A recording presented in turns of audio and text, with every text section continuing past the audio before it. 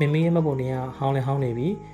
ဝင်းသက်ကကလည်းဗမာလို့ဆိုတော့ဒီနေ့အဲ့ဒါအစ်စ်တော်လဲပြမှာပေါ့နော်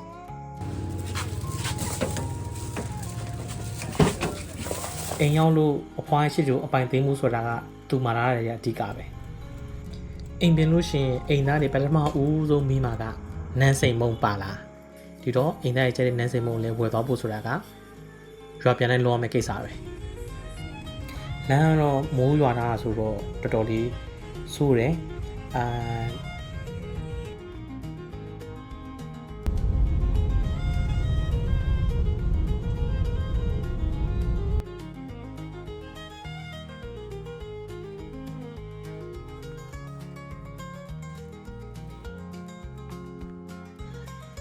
အိမ်ရောက်တော့မမေကမပြီးသေးဘူးဆိုတာနဲ့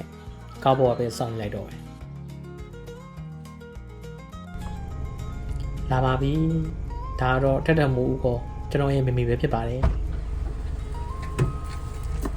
သူတို့စစ်တော့မမေနဲ့တားနဲ့ဘာလို့တွင်းမတူရလဲဆိုတော့အဖေနဲ့တူရတယ်မှာပေါ့လေဘုံတက်တူလို့ညီမ